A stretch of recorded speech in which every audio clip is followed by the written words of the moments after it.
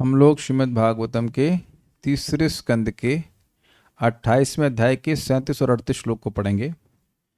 तो वह योगी जिसने चरमया मनसा निवृत्त्या, मन की चरम निवृत्ति के द्वारा सुख दुख से बाह्य अवस्था को प्राप्त कर लिया था, उसकी जीवन मुक्ति की अवस्था का वर्णन 2 श्लोकों में हो रहा है। देखिए, 2 प्रकार की मुक्ति होती है, जीवन मुक्ति और विदेह मुक्ति। जीवन मुक्ति मतलब जीते जी व्यक्ति मुक्त है, कर्म बंधन में नहीं है, और विदेह मुक्ति मतलब देह छोड़ने के बाद जो मुक्ति मिलती है, सायुज्य मिले या सालोक्य मिले, जो भी वैकुंठीय मुक्ति मिले। तो यहाँ पर उसकी जीवन मुक्ति के बारे में कहा जा रहा है। मेरे पीछे बोलिए। देहम च तम न चरमः स्थितमुत्थितं वा, देहं च तं न चरमः स्थितमुत्थितं वा, सिद्धो विपश्यति यतोऽध्यगमत्स्वरूपम्, सिद्धो विपश्यति यतोऽध्यगमत्स्वरूपम्, दैवादुपेतमथ दैववशादपेतम्, दैवादुपेतमथ दैववशादपेतम्, वासो यथा परिकृतं मदिरामदान्धः, वासो यथा परिकृतं मदिरामदान्धः, देहं च तं न चरमः स्थितमुत्थितं वा, देहं च तं न चरमः स्थितमुत्थितं वा, सिद्धो विपश्यति यतोऽध्यगमत्स्वरूपम्, सिद्धो विपश्यति यतोऽध्यगमत्स्वरूपम्, दैवादुपेतमथ दैववशादपेतम्, दैवादुपेतमथ दैववशादपेतम्, वासो यथा परिकृतं मदिरामदान्धः, वासो यथा परिकृतं मदिरामदान्धः, देहं च तं न चरमः स्थितमुत्थितं वा, देहं च तं न चरमः स्थितमुत्थितं वा, सिद्धो विपश्यति यतोऽध्यगमत्स्वरूपम्, सिद्धो विपश्यति यतोऽध्यगमत्स्वरूपम्, दैवादुपेतमथ दैववशादपेतम्, दैवादुपेतमथ दैववशादपेतम्, वासो यथा परिकृतं मदिरामदान्धः, वासो यथा परिकृतं मदिरामदान्धः, देहं च तं न चरमः स्थितमुत्थितं वा, देहं च तं न चरमः स्थितमुत्थितं वा, सिद्धो विपश्यति यतोऽध्यगमत्स्वरूपम्, सिद्धो विपश्यति यतोऽध्यगमत्स्वरूपम्, दैवादुपेतमथ दैववशादपेतम्,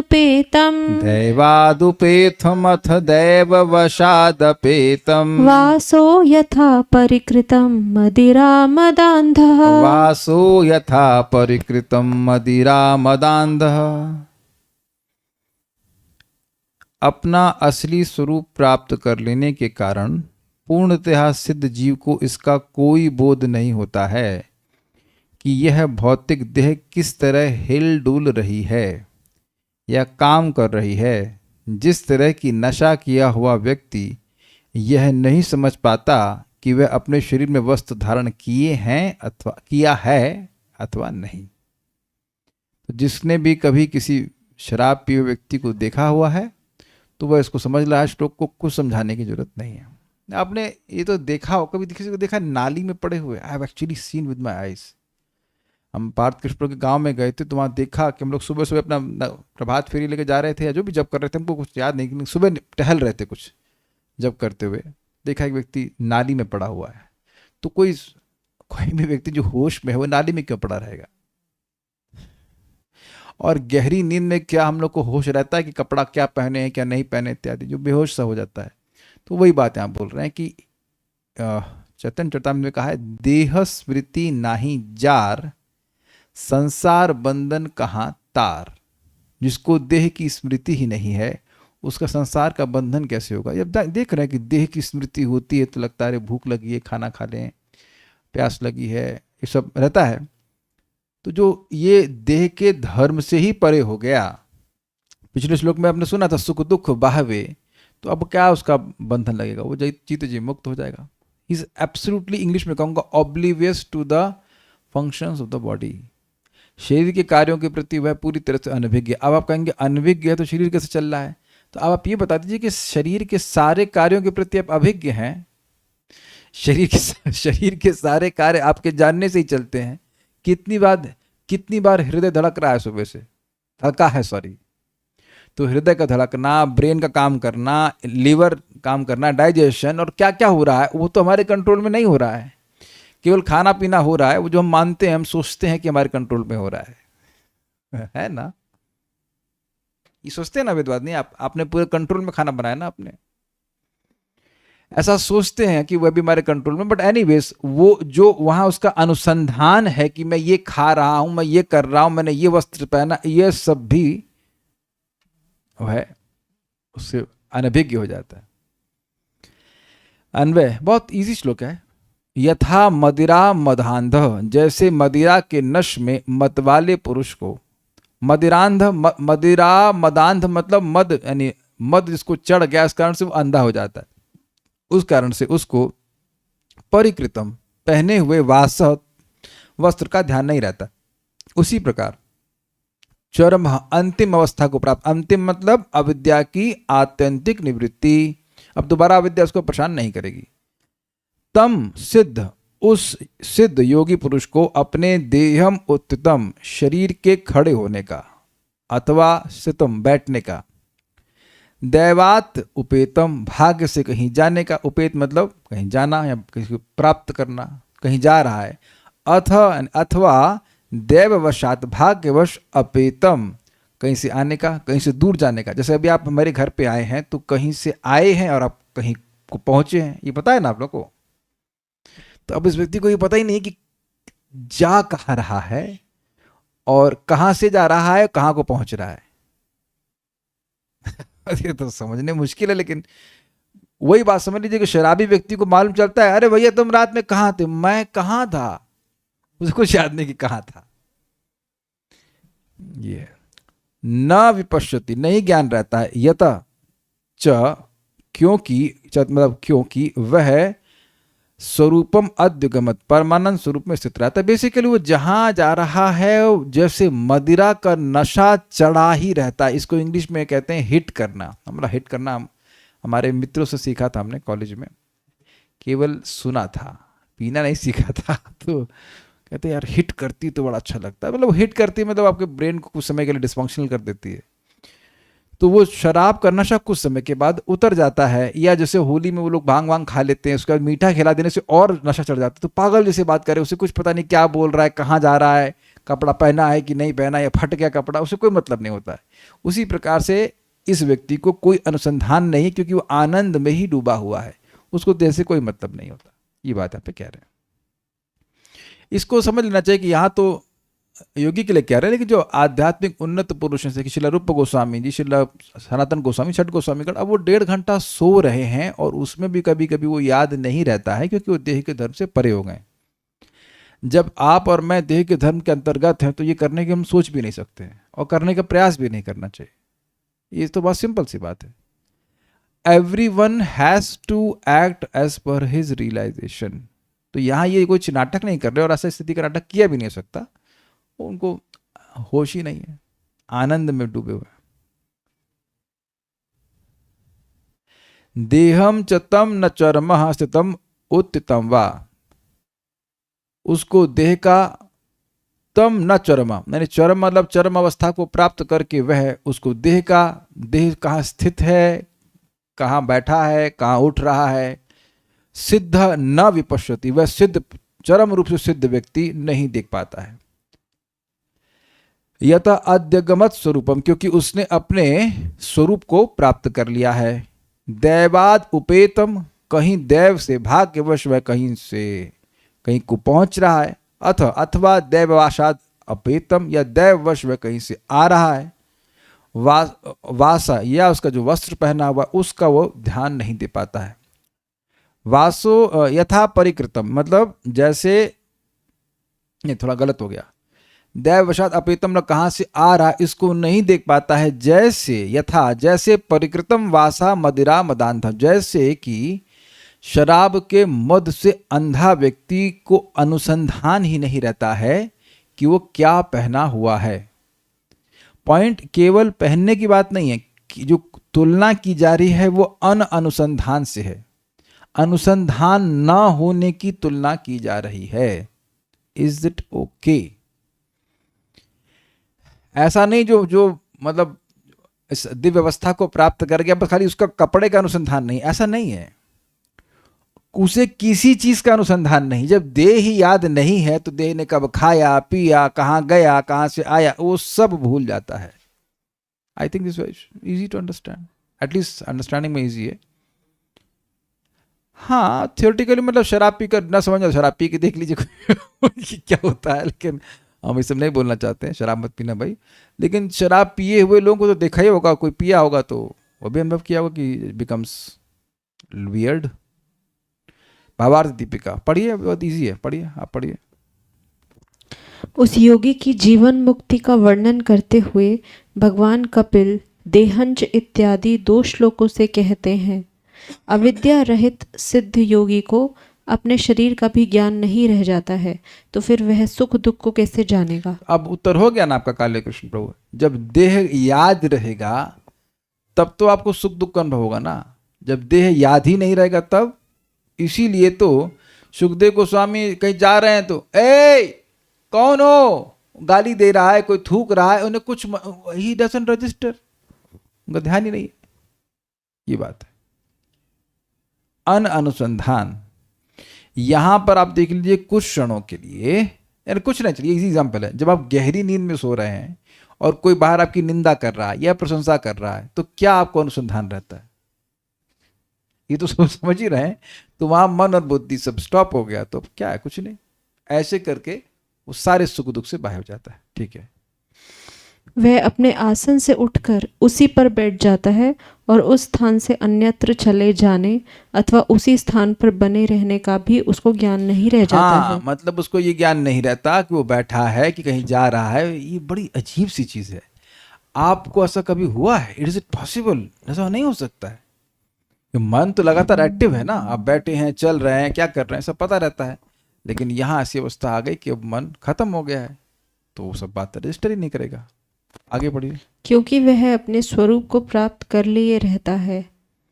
जिस शरीर से उसे अपने स्वरूप की प्राप्ति होती है उस शरीर को भी वह नहीं जान पाता है। मतलब वही इस शरीर से साधन किया ना, इंद्रियों से भगवान की सेवा करी या जो भी कुछ ध्यान कर रहा था, अब जब मन ही गायब हो गया तो उसको याद ही नहीं रहा कि वो शरीर है कहाँ जिससे भजन किया उसने। ये बोल रहा है। ठीक है, विद्यमान वस्तु का भी परिज्ञान नहीं रह जाने का उदाहरण उन्होंने बतलाया कि जैसे मदिरा पीकर मत्त बने हुए व्यक्ति को इस बात का भी ज्ञान नहीं रहता है कि जिस वस्त्र को वह अपने कमर में धारण किए था वह है कि नहीं है, उसी तरह सिंपल है, सारा दर्शन पढ़ाइए, पढ़िए। उस योगी की जीवन मुक्ति का वर्णन करते हैं देहंज इन 2 श्लोकों में। चरमः चरम अवस्था को प्राप्त जीवन मुक्त सिद्ध पुरुष ब्रह्म स्वरूप प्राप्त हो जाने के कारण अपने देह को ही नहीं देखते, अर्थात अपने देह के विषय में कोई खोज खबर नहीं रखते और सुख दुख को किस प्रकार अनुभव करेंगे, यह अर्थ है। अच्छा, यहाँ कैमुत दिख गया आपको? दिखाइए क्या कैमुत है। जब देह के विषय में ही अनुसंधान नहीं है तो सुख दुख की तो बात ही क्या है। बात ही क्या है भाई। सुख दुख तो तब अनुभव करेंगे जब आपको ये महसूस हुआ कि ये देह है और मैं देह हूं। अहंकार भी नहीं रहा और अनुसंधान भी नहीं रहा। देखिए, एक बात यह है कि मान लीजिए कि आप में से कोई व्यक्ति इस रिमोट को गाली दे, तो मैं मान रहा हूं कि मैं रिमोट नहीं हूं तो मुझे कोई फर्क नहीं पड़ता। लेकिन मुझे तो यह भी अनुसंधान नहीं है, मतलब इस अवस्था में, कि रिमोट है या नहीं है। आपने जो बात बोली बिल्कुल सही है कि अहंकार नहीं रहेगा तो आप ये अपने शरीर से पहचान नहीं करेंगे, फर्स्ट क्लास। लेकिन शरीर से नहीं पहचान करना तो एक बात है ही, साथ साथ शरीर का ध्यान ही नहीं है। हाँ, उसको अवेयरनेस ही नहीं कि शरीर है या नहीं है, ऐसे करके। और ऐसी अवस्था आप हर दिन अनुभव करते हैं। सुषुप्ति में करते हैं कि नहीं? मरे कहते नहीं तो हम तो मरे प्राय सोए, मरे जैसा सोए, हर दिन करते हैं कि नहीं? और नहीं कर रहे तो बात बहुत बड़ा हुआ है। मतलब अगर पूरी समय अगर आपको स्वप्नावस्था आ रही, that means you have a very disturb sleep. But otherwise कुछ लोग ऐसे होते हैं कि गला भी काट दिया जाए तो उन्हें पता नहीं चलेगा, एटलीस्ट इतनी गहरी नींद होती है। तो वहां कोई ध्यान रहता है कौन सा कपड़ा पहने हैं? कितने लोग याद रहता है भाई? प्रियम त्रिपाठी प्रभु याद रहता है गहरी नींद में? कहाँ सोए हैं, जमीन पे सोए हैं, बेड पे सोए हैं, सोने के बेड पे सोए हैं, नथिंग, नो अवेयरनेस। तो वही वाली बात बोली, नो अवेयरनेस। लेकिन चरम शब्द लगा देने से क्या अर्थ हुआ? सुषुप्ति अवस्था से बाहर आने के बाद सब कुछ अवेयरनेस आ जाती है, लेकिन इस अवस्था में आप प्राप्त करने के बाद ये अवस्था दोबारा जो शरीर की अवेयरनेस है वो नहीं आएगी। ठीक है, पढ़ लीजिए आगे। अध्यगमत, प्राप्त कर लिया है, अर्थात अपने स्वरूप का साक्षात्कार कर लिया पिछले है। श्लोक में बोला गया था उपलब्ध परात्म काष्ठा। ठीक है, आगे बढ़िए।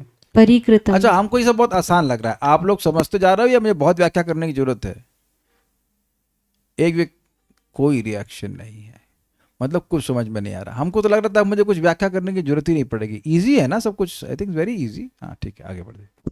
परिकृतम, परिहित, योगी का देह आसन से उठा है या वहीं स्थित है, इसका तब वह अनुसंधान नहीं कर सकते। जैसे मदिरा पान में मत व्यक्ति अपना पहना हुआ वस्त्र कमर पर है या वहां से खुल गया है, इसकी कोई खबर नहीं रखता। चलिए इस पे एक छोटी सी लीला सुनाए, ये हमको बहुत मजेदार लगती है। नित्यानंद प्रभु बिल्कुल वस्त्र के बिना निमाई पंडित घर पे आते हैं, अच्छे खासे बड़े, उनसे बड़े हैं, और उधर विष्णु प्रिया जी भी हैं। अब वहां नित्यानंद प्रभु को महाप्रभु पूछते हैं आपने वस्त्र क्यों नहीं पहना है? तो कहते मैंने खाना खा लिया है। अब एब्सोल्युटली अनकनेक्टेड आंसर। फिर महाप्रभु कुछ वस्त्र देते हैं पहनने के लिए तो उसको अपने सर पे बांध लेते हैं। अब पता, ये एकदम यंग है भाई, निमाई से बड़े हैं, निमाई की शादी हो चुकी है तो ये बड़े नहीं हुए, उनका भाव एक छोटे बच्चे की तरह है, हद है। तो अब एग्जाम्पल यहाँ पर भी देखते हैं, प्रेमोन्माद में व्यक्ति ऐसा मतलब एटलीस्ट नित्यानंद प्रभु ने किया, he is absolutely emerged in ecstasy, उन्हें याद ही नहीं है वस्त्र पहने हैं नहीं पहने इत्यादि। तो ये चैतन्य भागवत में आप पढ़ेंगे, तात्पर्य पढ़िए। रूप गोस्वामी ने भक्ति रसामृत सिंधु में जीवन की इस अवस्था की व्याख्या की है। जिस व्यक्ति का मन भगवान की इच्छाओं के अनुरूप होता है और जो उसे 100% भगवान की सेवा में लगाता है, वह अपनी शारीरिक आवश्यकताओं को भूल जाता है। ठीक है, अब ये तो स्पष्ट है, आगे देखते हैं। अब एक प्रश्न है कि भाई जब शरीर का ध्यान नहीं है, जब यही याद नहीं है कि शरीर है कि नहीं, तो शरीर चलेगा कैसे? This is very interesting. आप में से कोई है जिसको देह चलाने की चिंता ना हो? भले आप नौकरी नहीं कर रहे हैं, maybe you are a housewife, we are very fortunate, ठीक है, तो आपको नौकरी नहीं करनी पड़ रही, फिर भी तो देह चलाने के लिए चिंता होती है कि नहीं? इतने बजे खाना है, टाइम हो गया है, ये खाना, अच्छा उसमें ये विटामिन है, ये लेना है, वो लेना है। तो आप देखिए कि चिंता होती है। और कभी कभी तब भी देह नहीं चलता, फिर भी रोग आ जाते हैं, है कि नहीं? अच्छा रच रच के खाते हैं तब भी रोग आ जाते हैं। तो अब जब देह का याद ही नहीं है तो देह चलेगा कैसे? समस्या है कि नहीं, बताइए। जब किसी को याद ही ना हो, वही सुषुप्ति में पड़ा रहे, कोमा में पड़ा रहे। कोमा में पड़ा रहने वाली एग्जाम्पल बात नहीं, कोमा जैसा अनुसंधान की स्थिति में रहे, उसको याद ही ना रहे कि कब देह को खिलाना है, कब देह को नहलाना है इत्यादि, तब वो देह चलेगा कैसे और कब तक? आप बताइए, चल सकता है ऐसा? ये प्रश्न उठेगा, ये प्रश्न उठेगा कि भाई जब देह की याद ही नहीं है, जिस चीज की याद ही नहीं है, उसको ध्यान कैसे रखेंगे? आप ये बता दीजिए। पहले बच्चों का ध्यान रखते हैं, अपने देह का ध्यान रखते हैं, और सबका जिसका ध्यान रखते हैं वो ध्यान में होता है तब ना। जिसका ध्यान ही नहीं है, जिसकी अवेयरनेस ही नहीं है कि देह है भी या नहीं, तो उसका ध्यान कैसे रखा जाएगा? वो जिएगा कैसे? How will he survive? Very interesting question. तो उसके ऊपर यह उत्तर देते हैं, देहोपि दैव वशगः खलु कर्म यावत्, देहोपि दैव वशगः खलु कर्म यावत्, स्वारंभकं प्रति समीक्षत एव सासुः, स्वारंभकं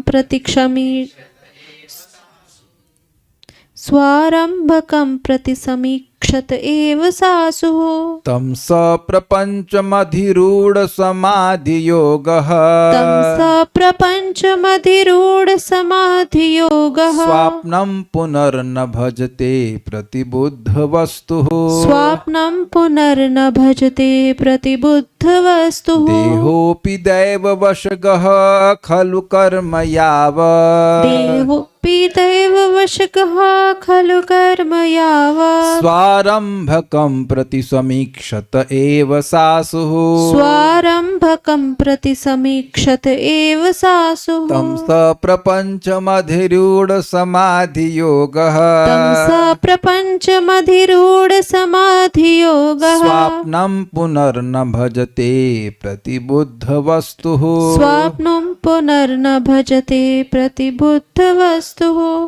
देहोऽपि दैववशगः खलु कर्म यावत् देहोऽपि दैववशगः खलु कर्म यावत् स्वारम्भकं प्रति समीक्षत एव सासुः स्वारम्भकं प्रति समीक्षत एव सासुः तं स प्रपञ्चमधिरूढ समाधियोगः तं स प्रपञ्चमधिरूढ समाधियोगः स्वाप्नं पुनर्न भजते प्रतिबुद्धवस्तुः स्वाप्नं पुनर्न भजते प्रतिबुद्धवस्तु। वैष्णवी, आपको हिंदी पढ़ना नहीं आता है, प्रयास कीजिए। अरे भाग्य मिला है तो बोल लिया करिए। का सीख गई कि नहीं सीख गई अब तक? तो हाँ, तो बेटा बोलना चाहिए, कोई काद्य शुक तो बोलना चाहिए। ऐसे मुक्त योगी के इंद्रियों सहित शरीर का भार भगवान अपने ऊपर ले लेते हैं, और यह शरीर जब तक कार्य करता रहता है तब तक यह शरीर तब तक कार्य करता रहता है जब तक इसके दैवाधीन कर्म समाप्त नहीं हो जाते। This is brilliant, this is very nice. हम लोग सोचते हैं कि ये करेंगे तो जिएंगे, ये नहीं करेंगे तो नहीं जी पाएंगे। प्राणिम कहना, भैया आपके जो प्रारब्ध में है वो मिलबे करेगा ये समझ लीजिए, और जो प्रारब्ध में है वही मिलेगा। Does that make sense? Second line समझ में आई आपको कि नहीं आई? मारो हाथ पैर, लेकिन मिलेगा वही जो प्रारब्ध में है। उससे अधिक 1 रुपया नहीं मिलने वाला, 1 अन्न का दाना नहीं मिलने वाला। This is a fact, this is a fact. हम कल एकादशी थी ना, कल की घटना, कल तो थी ना, तो कल एकादशी में हम दही ले आए। नॉर्मली हम लोग 1 किलो, अगर 2-3 लोग हैं तो 1 किलो लाते हैं। उस दिन पता नहीं कि कुछ हम लोग को संशय हुआ कम पड़ जाएगा, 2 किलो ले आए और आधा बच गया। तो बहुत अच्छा बना था। और एक भक्त बाहर से आते हैं, वो प्रसाद पाने, कुछ ऐसे भिक्षा मांगने के लिए आते हैं, एकादशी आते हैं ना, इज इट नॉट?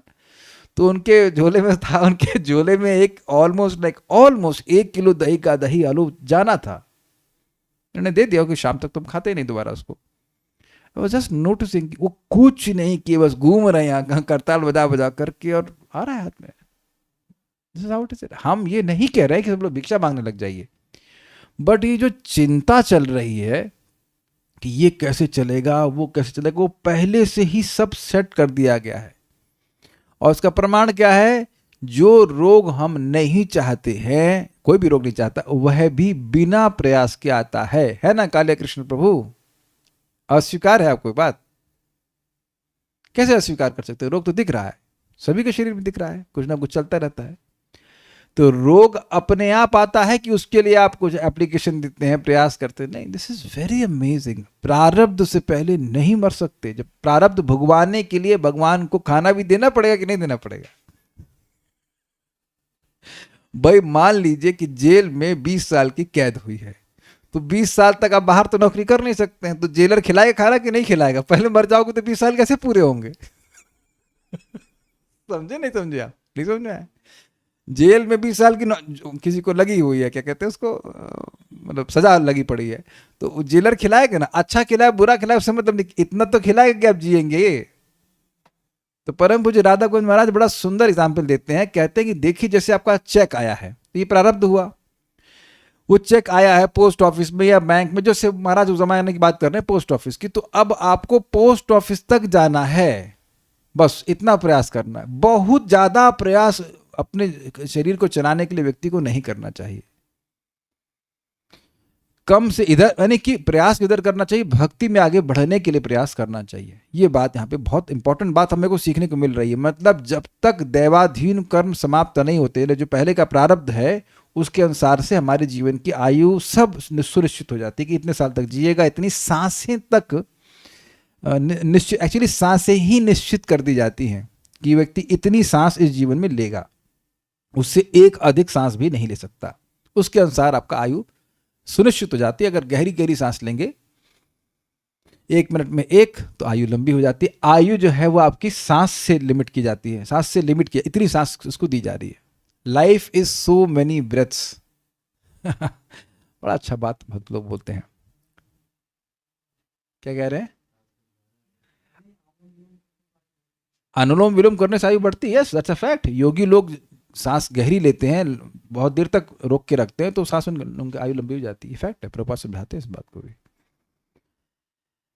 तो जो भी उसका प्रारब्ध है, जब तक जीवन चलना था, तो भगवान उसके सारे फंक्शंस को ले लेते हैं। This is very interesting. मतलब अब वो खाना तो खाएगा, बिना खाना खाए शरीर नहीं चलेगा, लेकिन देह से अपनी पहचान करके नहीं खा रहा है वो।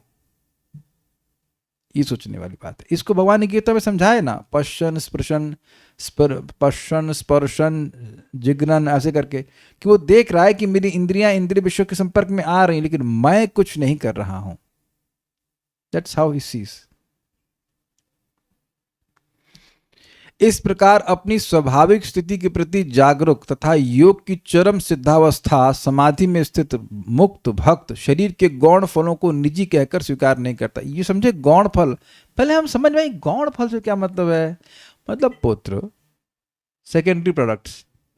भाई शरीर है तो कुछ संतान होती है, पत्नी है, बच्चे हैं, उसमें कितनी आसक्ति व्यक्ति की रहती है, तो उसको ये नहीं मानता है कि वह उसके हैं। बात बोल रहा है। इस प्रकार वह अपने शारीरिक कार्यकलापों को स्वप्न में संपन्न कार्यकलाप सदृश मानता है। ये तो कई बार एग्जाम्पल आ चुका, अब तो समझ ही रहे हैं कि जैसे स्वप्न में देखी हुई वस्तुओं के प्रति कोई मतलब तवज्जो बोल रहा हूं उर्दू में, हिंदी संस्कृत में क्या कहेंगे उसको, इंपॉर्टेंस, उपादेय बुद्धि नहीं, उपादेय भी नहीं कहेंगे, वर्थ क्या कहेंगे उसको, कोई दम नहीं होता कि कुछ उसको महत्व दे, महत्व बुद्धि नहीं होती है। उसी प्रकार से ये वो देखता है कि मेरा जगत में किसी से कोई संबंध नहीं है। That's how it is that. दैव वशगः पूर्व संस्कार वश चलते हुए सह असु, सह असु मतलब इंद्रियों के साथ। ये कैसे हुआ भाई? असु का मतलब होता है प्राण, और प्राण से क्या चलती हैं? इंद्रियां। तो प्राण कहने से उपलक्षित हो रही हैं इंद्रियां। तो पूर्व संस्कार मतलब कर्मों का पूर्व का संस्कार है। जैसे एक अभी मैं करके दिखाता हूं, आप लोग बाकी लोग नहीं देख पाएंगे। आप देखिए, मैंने फैन को बंद कर दिया ना, बंद है, चल रहा है, मैंने तो बंद कर दिया है। तो आप समझ गए कि फैन पहले से चल रहा है, इस कारण से अब मैंने जब उसको ऑफ किया, आप लोग भी अपना एक्सपेरिमेंट करके देख लेना अपने घर पे, तो वो कुछ समय तक चलता रहता है। इसे एक कोई जानता है फिजिक्स में से क्या कहते हैं? ऑसिलेशन। हाँ समझ गया, नंबर कम आए आपके फिजिक्स में। कुछ पता भी है कि क्या बोल रही हैं आप? टॉर्क, सुमेध प्रभु 0 नंबर। टॉर्क क्या होता है? टॉर्क होता है फोर्स इनटू आर्म। अच्छा, कारण को भी याद है? किसी को याद है? काल्या कृष्ण प्रभु आपको? हाँ 100 numbers. Momentum, not well in inertia also in a sense, but momentum कहा जाता है।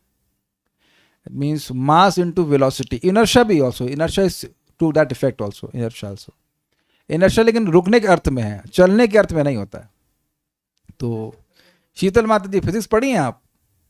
ओह नो, तो नहीं समझ आएगा। चलिए, स्कूटी तो चलाई होंगी, तो स्कूटी में आप ब्रेक मारते तट से नहीं रुकती है, अब ब्रेक मारेंगे भी तो थोड़ा आगे जाके रुकती है कि नहीं? तो पहले का फोर्स होता है, फोर्स नहीं होता एक्चुअली, मोमेंटम होता है, वेलोसिटी होती, तो वो आगे उसको खींच देती है।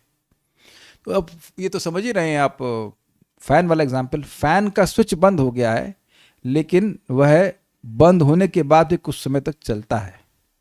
उसी प्रकार से इसके सब कर्म समाप्त हो गए, लेकिन फिर भी पूर्व के संस्कार या पूर्व के कर्म का प्रभाव ऐसा है कि कुछ समय तक उसकी इंद्रियां और देह अभी रहने वाले हैं।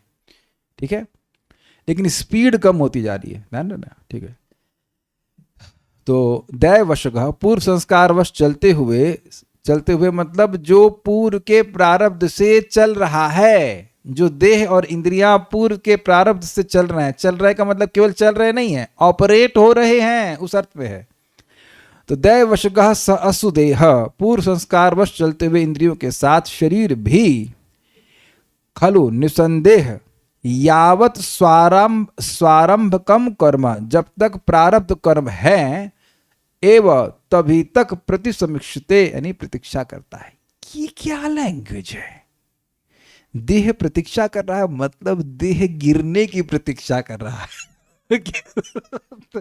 ये भैया तो ध्यान दे नहीं रहे देख, तो देह वेट कर रहा है कि कब प्रारब्ध खत्म हो और इनको छोड़ दें।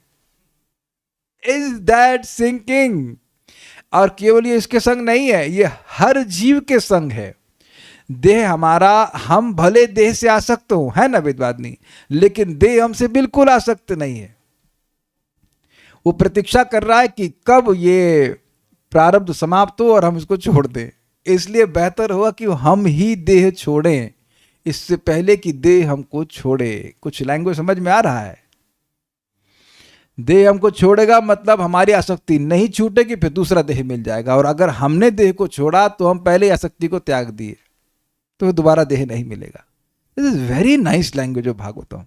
ये हमको बहुत अच्छा लग रहा था। प्रतीक्षते प्रतिसमीक्षते, प्रतिसमीक्षते, तो ये है उसकी प्रतीक्षा कर रहा है कि कब प्रारब्ध कर्म नष्ट होगा और अभी हम गिरे।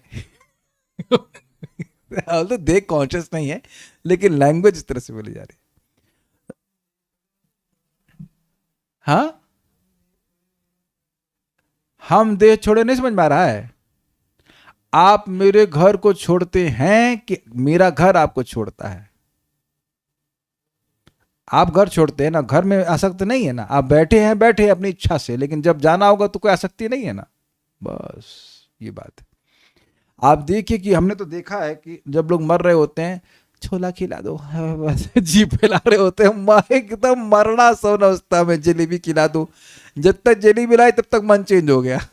हमने एकदम आंखों से देखा, हम नाम नहीं बोल सकते, बट और शरीर से दुर्गंध आ रही है, सड़ रहा है शरीर, फिर भी वो जीभ से निकालता रहेगा बुढ़ा। हाँ भाई, हंस रहे हो, हम सबके संग हो सकता है।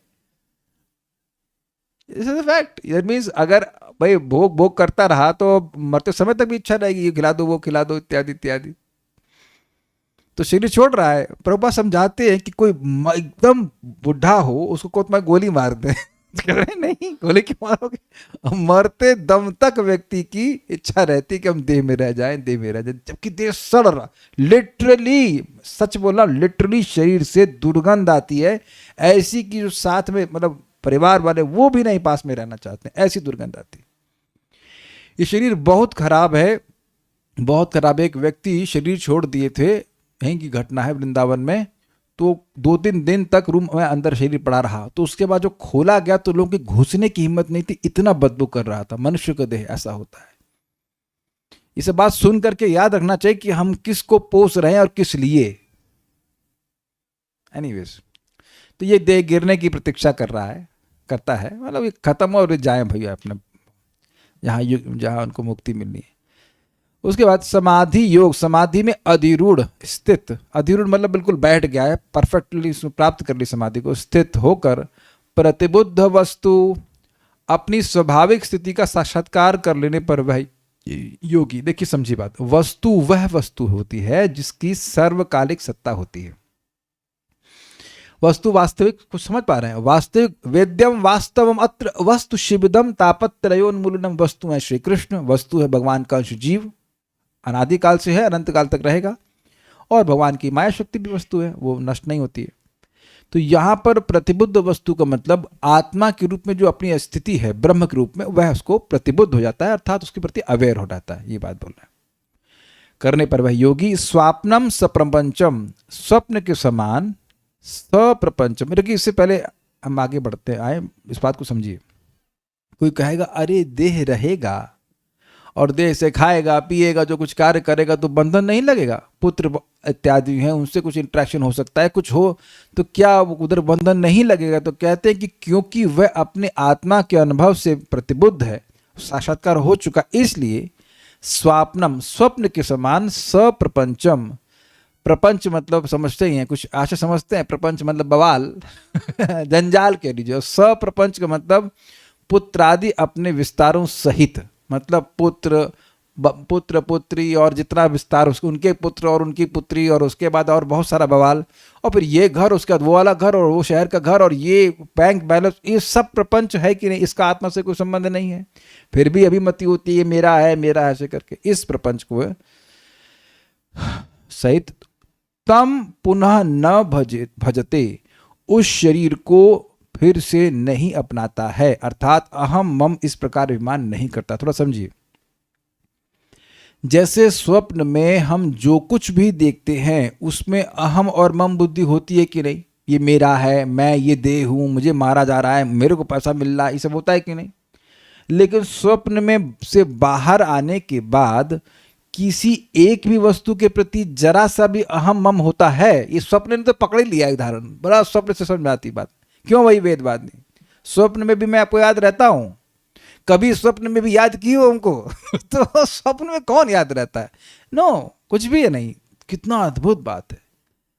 तो आप ये देखिए कि स्वप्न में जो जो देखते हैं उसमें अहम और मम होता है कि नहीं? वेदवाद नहीं, बताइए, ये बात समझ में आ रही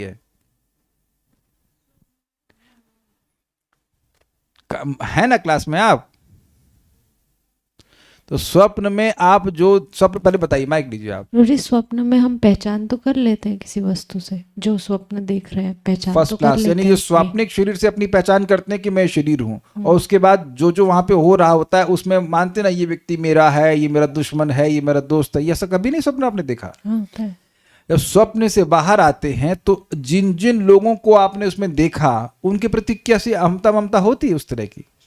मान लीजिए कि आपका ही कोई, मतलब इस जागृत जीवन में कोई हमारा मित्र है और स्वप्न में वो शत्रु के रूप में दिखा, कभी दिखा है आपको ऐसा? तो स्वप्न से बाहर आकर के भी आप उसको शत्रु मानते हो? माइक में बताइए। नहीं मानते। बस वही वाली बात है, मान सकते हैं आप? वो जागृत जीवन में तो स्वप्ने से बाहर आने के बाद क्या आप उसको अपना शत्रु मान सकते हैं? नहीं, वो तो जागृत Fine. जीवन में मित्र है। हाँ, तो अब मैं अगर मान लीजिए सपने में आपको अपना बच्चा दिखाई पड़ूं तो आप बाहर आकर भी मानेंगे हमारे बच्चे हैं आप? नहीं, मान सकती हैं ऐसा? नहीं। यही बात समझा रहे हैं कि जैसे स्वप्न में जो कुछ भी आप देखते हैं वैसे जागृत जीवन में आप मान ही नहीं सकते कैसा हुआ है। You agree with this? ठीक है। स्वप्न में आईएएस ऑफिसर बने आपके? नहीं, बता अभी तक नहीं बने? क्या है, सपने में तो बन जाया करो कम से कम तो आप समझिए। तो लाइक दैट। तो न भजते मतलब भजन नहीं करता, सेवा नहीं करता, कोई आसक्ति नहीं रहती। ये बात यहां पे कह रहे हैं, ये बात यहां पे हो रही है। कुछ समझ में आ रहा है ना बात? यानी कि देह में रहते हुए भी उसको देह से संबंधित किसी भी वस्तु से कोई बंधन नहीं लगता है। देह अपि दैव वशकः खलु कर्म यावत, जो देह है भाई, देह का अनुसंधान तो उसको नहीं रहता, और जो देह भी है वह भी दैव के वश, पूर्व के संस्कार वश ही चलता है, जब तक स्वारंभकम कर्म यावत, जब तक कि पहले के प्रारब्ध कर्म समझ पा रहे हैं? प्रारब्ध कर्म मतलब वो कर्म जो इस जीवन में हमें भोगने हैं। फॉर एग्जाम्पल, किसी की 45 साल में एक्सीडेंट होना है, तो अगर वो 43 में मर गया तो गड़बड़ हो गई कि नहीं? नहीं समझ में आया आपको? तो 45 तक नहीं मर सकता है वो, क्योंकि उसको 45 में हड्डी तुड़वानी है अपनी। समझे बात? इसीलिए कभी कभी लोग बड़ी विकट परिस्थिति में नहीं मरते हैं। एक भारत के ही सैनिक थे जो कारगिल युद्ध में 16 गोली खाए और नहीं मरे, जिंदा है। 16 बुलेट्स, उनको परमवीर चक्र भी दिया गया था। This is amazing. 16 गोली धाए धाए मारी गई और फिर भी नहीं मरे। Very very brave person. 16 bullets, ऐसे लोग बच जाते। ऐसा होता है ना, कई बार होता है कि बिल्कुल भयंकर एक्सीडेंट हुआ, सब मर गए, वो बच्चा बच गया। तो उसका प्रारब्ध ही नहीं था मरना। यानी कि एकदम क्लियर समझ लीजिए, मरने की चिंता बिल्कुल मत कीजिए। मरना निश्चित है कि कब मरेंगे, उससे पहले बिल्कुल नहीं मर सकते, और उससे पहले तक जिलाने के लिए खिलाया जरूर जाएगा। समझे बात। और आप सोच लें कि आपके पिताजी को, माताजी को, ये इसको, आप किसी को जिंदा नहीं रख सकते। जब तक उनको जिंदा रहना है वो जिंदा रहेंगे। नहीं तो पैसे वाले लोग के पिता, माता पिता कैसे मर जाते हैं? समझ रहे हैं ना बात। तो ये प्रारब्ध है पहले का। ओके। प्रतीक समीक्षत एव सासु, वो जो शरीर है वह देह और उस अपनी इंद्रियों के साथ, असु मतलब प्राण, प्राण से उपलक्षित इंद्रियों के साथ वह प्रतीक्षा करता है। मतलब उस व्यक्ति के प्रारब्ध समाप्त हो और वो शरीर छूटे और फिर वो मुक्त हो जाए। वह व्यक्ति तम सम स्वप्रपंचम अधिरूढ़ समाधि योग, वह व्यक्ति जिसने समाधि योग में एकदम हाईएस्ट लेवल प्राप्त कर लिया है, अधिरूढ़ हो गया। अधिरूढ़ मतलब बैठ जाना, मतलब टॉप पे पहुंच गया है। वह सप्रपंचम सप्रपंचम पुनर्ना भजेता, वह जो भी पुत्र आदि है, जो कुछ भी जगत में उसने इकट्ठा किया था या उसने माना था कि वो ये उसका है, उसको दोबारा नहीं भजन करता। आप लोगों को बड़ा अजीब सा लग रहा होगा, हर दिन तो भूल जाते हैं ना सुषुप्ति अवस्था में। परम पूज्य राधा गोविंद महाराज समझाते हैं कि हर दिन जिस परिवार को व्यक्ति मानता है कि मेरा बेटा, मेरा ये, उसको 6-7 घंटे जब भूल जाता है अच्छे से, तब स्वस्थ होने का अनुभव करता है। स्वीकार्य है कि नहीं? कोई स्वीकार नहीं कर रहा ना, सब झूठे यहाँ पे, कोई स्वीकार नहीं करना। रघुनाथ प्रभु अच्छे से 6-7 घंटे सोते तो याद रहता है ना, पत्नी कौन, बच्चे कौन, याद रखना चाहते हैं उस टाइम? कौन एक व्यक्ति हाथ खड़ा करे कि रात में सोते समय आप याद रखना चाहते हैं कि पत्नी कौन, पति कौन, बच्चे कौन? एक व्यक्ति हाथ खड़ा करे। या और भी कोई कौन? या परिवार का बैंक बैलेंस कौन? रात में सपना नहीं आ रहा कि बैंक बैलेंस बढ़ रहा है तो सपना नहीं आ रहा, सॉरी नींद नहीं आ रही है, चाहेंगे ये? क्यों भाई, याद रखते हैं आप कुछ परिवार का? तो हर दिन भी तो आप ऐसा कर ही रहे हो कि नहीं? अपने 24 आवर्स में 6-7-8 घंटे आप परिवार की सेवा बिल्कुल नहीं करते कि नहीं? स्वीकार है कि नहीं? तो ये कॉन्शियसनेस की स्टेज है कि नहीं है? एक मिनट रुकिएगा, आज तारीख क्या है? 14 ना।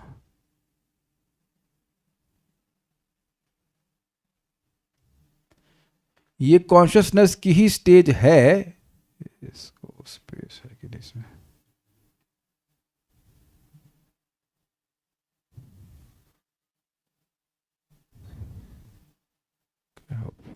ठीक है। तो हम खाली ये बोल रहे थे कि ये कॉन्शियसनेस की स्टेज है कि इस कॉन्शियसनेस के प्रभाव की वजह से व्यक्ति विरक्त हो जाता है। लेकिन जब हम लोग जागृत अवस्था में आते हैं तो फिर याद रखते हैं। वैष्णवी माता जी, आपको रात में कितने घंटे सोती हैं टोटल आप 24 आवर्स में? 6 आवर्स, 7 आवर्स? नहीं याद आपको? मम्मी को बताओ कितना है? 7 घंटे। तो जब सो जाते हैं तो याद रहता है कि पापा कौन, मम्मी कौन? देखिए सेल्फ रियलाइज। तो अब आप देख लीजिए कि जैसे ही व्यक्ति सो जाता है उसे याद नहीं रहता है कि उसकी मम्मी कौन, पापा कौन, ये कौन, एग्जाम में नंबर कितने, कुछ भी नहीं। तो अब ये स्टेज कंटिन्यूअस हो गई है, ये बात यहाँ पे कही जा रही है। समझ में आ गई बात? ठीक है। तो ऐसा क्यों करता है? क्योंकि प्रतिबुद्ध वस्तु वह वास्तविक वस्तु को अनुभव कर लेता है। भावार्थ दीप का। अब प्रश्न होता है कि यदि योगी की जीवन मुक्ति हो जाती है तो फिर उसके शरीर की किसी कार्य में प्रवृत्ति अथवा उस कार्य से निवृत्ति कैसे होती है? जैसे मैं भी बोल रहा हूं, फिर थोड़ी बात नहीं बोलूंगा।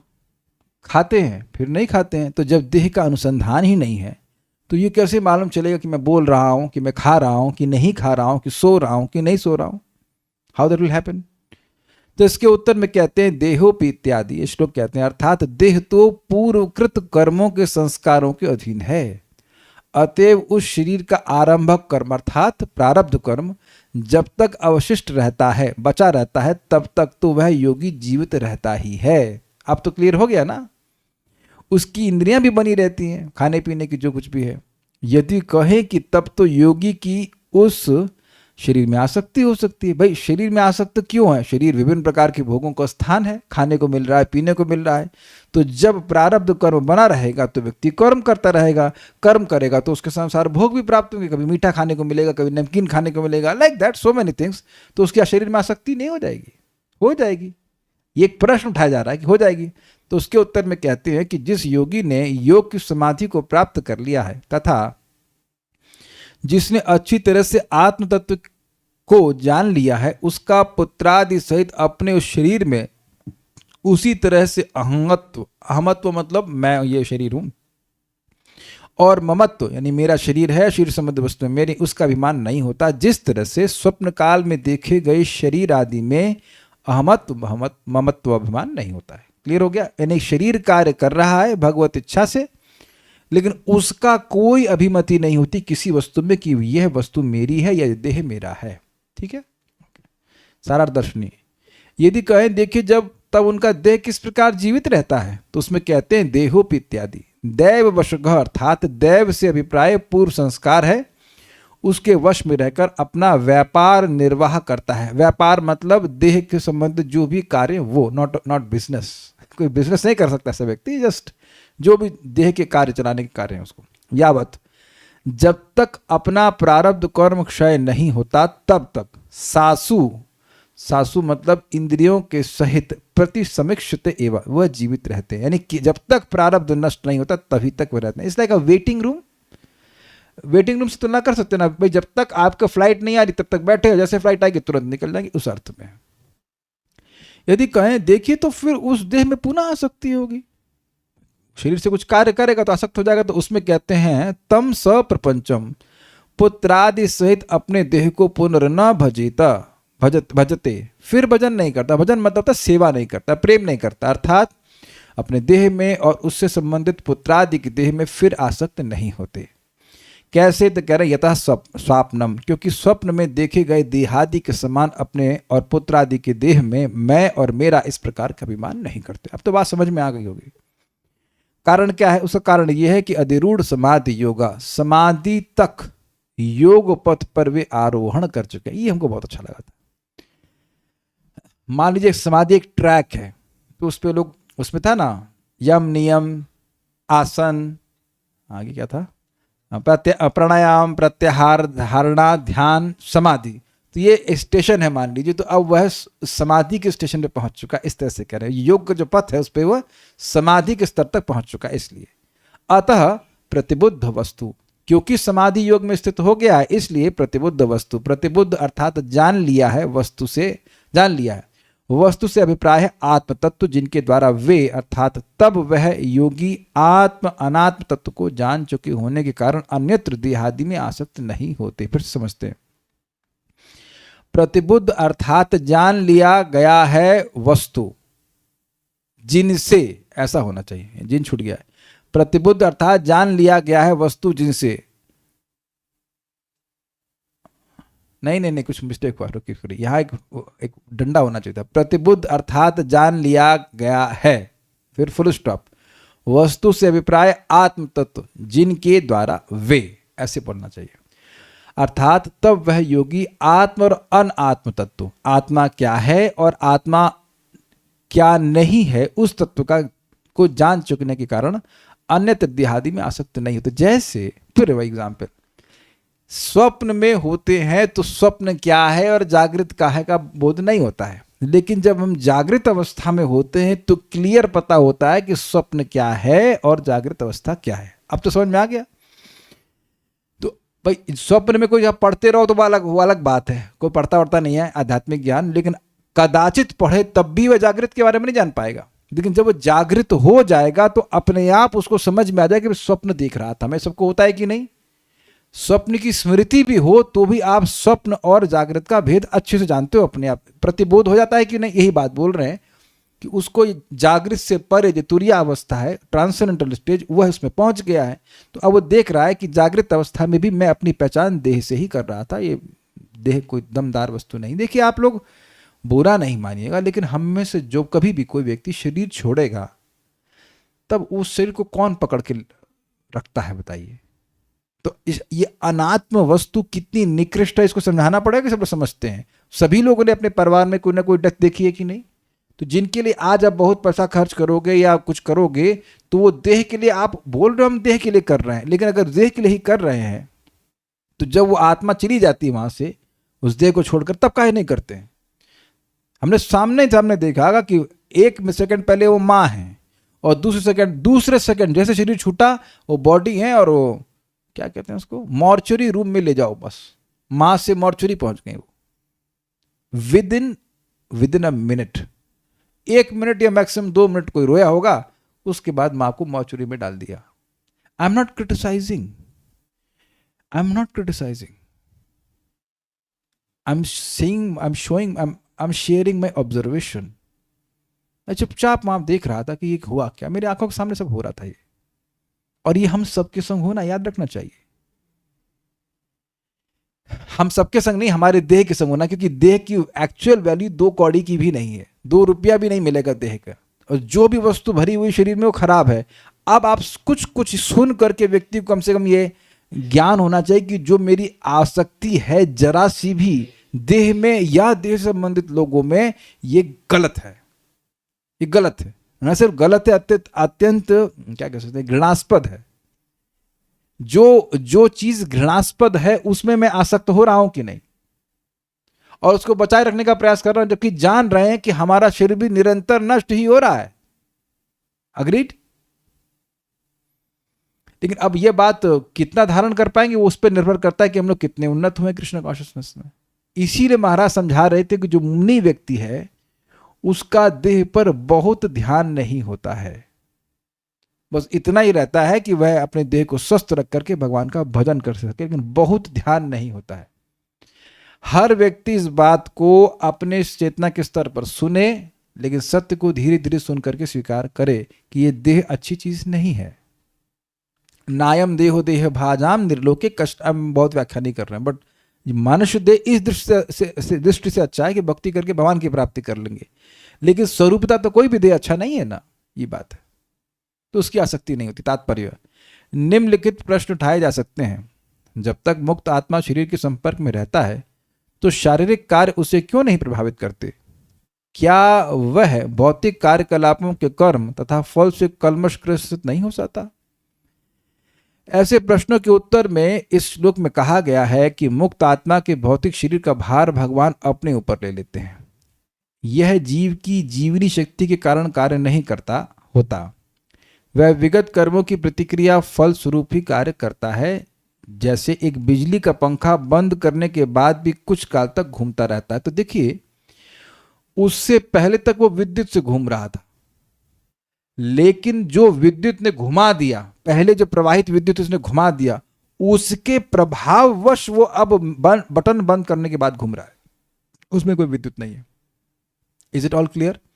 ऐसे ही पूर्व के कर्म के प्रभाव से, संस्कार जो है, अभ्यास से एक इस प्रकार के समाधिस्थ योगी का देह चल रहा है, लेकिन वो कर्म कुछ अर्जित नहीं कर रहा है। उम्मीद है कि बात क्लियर हो गई होगी। ठीक है, यह गति विद्युत धारा के कारण नहीं होती, किंतु पिछली गति के सातत्य, कंटिन्यूएशन रूप में होती है। इसी प्रकार यद्यपि मुक्त जीव समान व्यक्ति की भांति कार्य करता प्रतीत होता है, किंतु उसके कर्मों को विगत कर्मों के सातत्य रूप में मानना होगा, मतलब कंटिन्यूएशन ऑफ प्रीवियस कर्म। देखिए, बात बहुत सिंपल है। अगर मैं कोई भी कर्म, हम प्रैक्टिकल भक्ति कंटेक्स्ट में समझें, अगर मेरा कर्म कोई भी भौतिक इच्छा से प्रभावित होकर नहीं आरंभ किया जा रहा है, तो मैं जीवन मुक्त हो गया। यस, जीवन मुक्त हो गया। यस सर्वे समारंभा काम संकल्प वर्जितः ज्ञानग्नि दग्ध कर्माणाम तमाहु पंडितम बुधा। जिसके सभी आरंभ, जो भी कर्म वह कर रहा है, आरंभ कर रहा है, यस सर्वे समारंभा काम संकल्प वर्जिता, काम और संकल्प से या काम संकल्प से वर्जित होता है। There is no action which is instigated by lust, कि मेरी इंद्रियों को अच्छा लगेगा इसलिए करूंगा, तो ऐसे सारे कर्म उसके समाप्त हो गए हैं। Is that thinking? तो समझना चाहिए, भगवान कहते हैं कि ज्ञानग्नि सर्व कर्माणाम तमाहु पंडितम बुधा, ज्ञानग्नि दग्ध कर्माणाम तमाहु पंडितम बुधा। जो पंडित है वो मानते हैं कि अब उस व्यक्ति के सारे कर्म ज्ञान की अग्नि से ध्वस्त हो गए हैं। तो जिसने अपनी देह और में ऐसी अहमता ममता त्याग दी है, वो क्या कोई भी कर्म करेगा जिसका इंस्पिरेशन लस्ट हो? लस्ट मतलब अपनी इंद्रियों की तृप्ति, तो नहीं, ऐसा नहीं होगा। वो कर्म जरूर हो रहे हैं पूर्व के अभ्यास से, लेकिन वो इंद्रिय तृप्ति की भावना से रहित है। ये बात यहाँ पे समझने वाली है। स्वप्न में मनुष्य अपने को अनेक शरीरों में विस्तारित देख सकता है, किंतु जगने पर वह यह समझ सकता है कि सारे शरीर झूठे थे। इसी तरह यद्यपि मुक्त जीव के शरीर के गौण फल यथा बच्चे, पत्नी, घर आदि होते हैं, किंतु वह इन शारीरिक विस्तारों की पहचान अपने आप से नहीं करता। कि बहुत बड़ी बात है।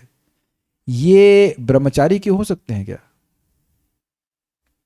कैसे हो सकते हैं? नहीं हो सकते ना। तो आत्म साक्षात्कार वर्णाश्रम पर निर्भर नहीं करता है। कुछ स्वीकार्य है आपको?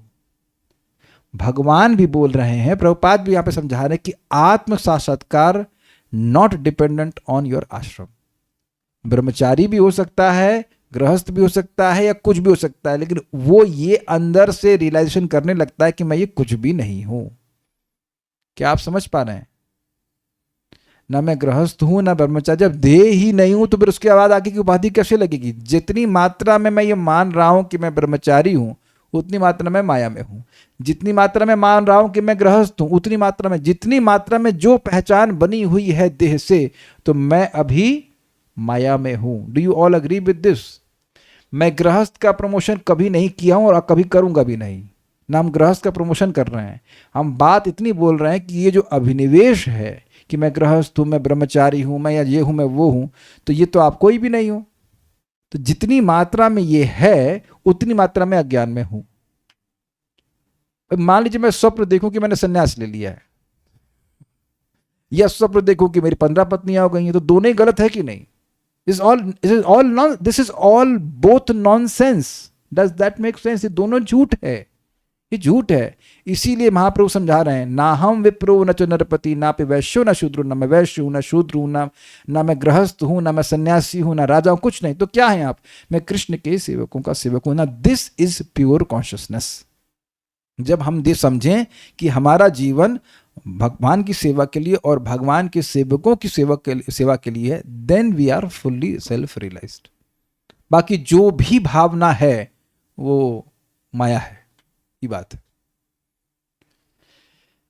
वह जानता है कि ये सब भौतिक स्वप्न की उपज है। स्थूल शरीर पदार्थ के स्थूल तत्वों से बना है और सूक्ष्म शरीर मन, बुद्धि, अहंकार तथा कौल्मशग्रस्त चेतना से बना है। सब समझते हैं इस बात को। यदि मनुष्य स्वप्न के सूक्ष्म देह को झूठा मान सकता है और अपनी पहचान उस देह से नहीं करता, तो निश्चित रूप से एक प्रबुद्ध व्यक्ति को सूक्ष्म शरीर के साथ भी अपनी पहचान नहीं करनी चाहिए। भाई सूक्ष्म देह, समझ रहे बात? जब स्वप्न का शरीर होता है वो सूक्ष्म देह से बना होता है, तो उधर पहचान नहीं करते हो आप, तो अब क्यों पहचान कर रहे हैं जागृत जीवन में? मान्यता तो मन में बनी हुई है ना, कि मैं इंजीनियर हूं, मैं बीटेक हूं, मैं वटेवर जो कुछ भी हूं इत्यादि। प्रभुपाद कह रहे हैं कि जैसे स्वाप्निक शरीर से अपनी पहचान नहीं करते हो कि नहीं, त्याग देते हो, खुद ही त्याग देते हो ना ज्ञान से, कि दूसरा को बताता है? कौन बताता है आपको? क्या नाम है? श्री कृष्ण पादाय प्रभु जी खुद ही बोल लेते हैं कि नहीं? हाँ अजय ऐसे। तो जैसे खुद ही हम लोग प्रतिबोधित हो जाते हैं, स्वप्न के अज्ञान को त्याग देते हैं, ऐसे थोड़ा अकल लगा करके जो सूक्ष्म शरीर निरंतर हमको एक उपाधि की लपेट में रखा हुआ है कि हम ये हैं वो हैं, उसके अनुसार उसको त्यागने का सामर्थ्य व्यक्ति को जुटाना चाहिए। ठीक है, आप जिस अवस्था में हैं वहां पे कार्य कीजिए, बट अभिनिवेश नहीं होना चाहिए। ये बात में हम बोली जा रही है, एटलीस्ट हमारे लेवल पर अभिनिवेश नहीं होना चाहिए। अगर अभिनिवेश होगा उस उपाधि का, तो अब नाम जप गया तेल लेने के लिए, मतलब तेल मिले उससे। अगर तो हमें ये करना है, वहाँ शादी पार्टी में गए थे, हमारी चाची की बहन की बेटी की बाची की, और वो लंबी रिश्तेदारी में शादी हुई थी, इस कारण से हमारा जब खत्म हो गया। तो ये हो गई उपाधि। उपाधि है ना, एक के बाद एक, चाची की बहन की बेटी की चाची ऐसे करके बहुत सारी उपाधि लपेट ली और गई आपकी भैंस पानी में, साधना की भैंस पानी में। जिस तरह प्रबुद्ध व्यक्ति स्वप्न में देखे शरीर के कार्यकलापों से कोई संबंध नहीं रखता, उसी तरह मुक्त आत्मा का वर्तमान शरीर के कार्यकलापों से कोई संबंध नहीं होता। दूसरे शब्दों में, चूंकि वह अपनी स्वाभाविक स्थिति से अवगत रहता है, अतः वह देहात्म बुद्धि को कभी स्वीकार नहीं करता। बस लास्ट लाइन को एक्सप्लेन करूंगा। मतलब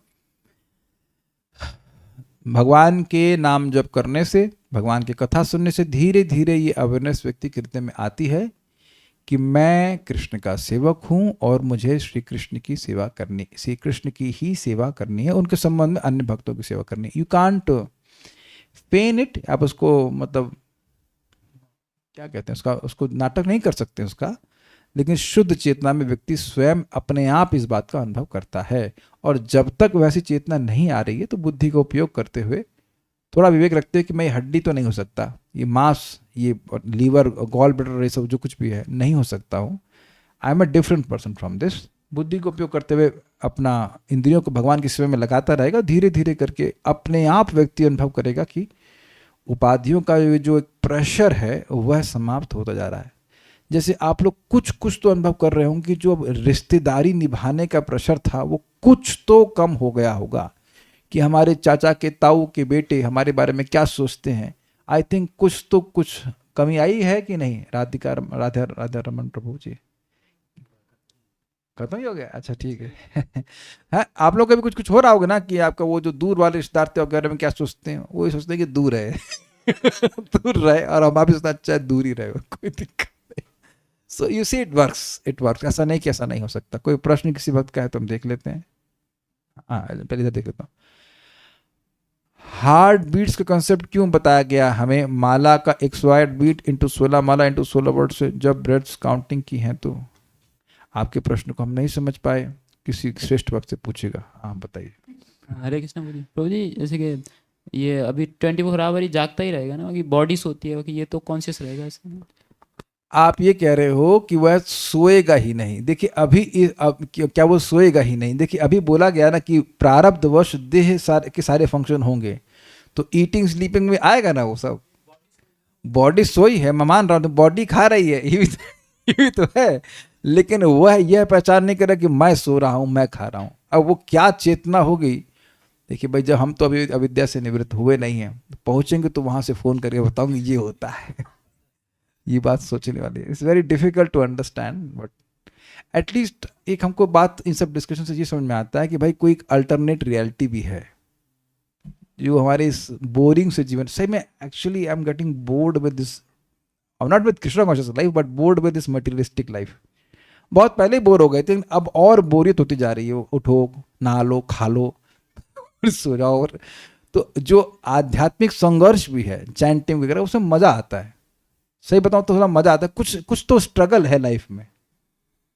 आप लोग पता नहीं अप्रिशिएट कर रहे हैं मेरी बात को, नहीं, लेकिन बड़ी बोरिंग सी जीवन है भाई। क्या beware of the barrenness of a boring life.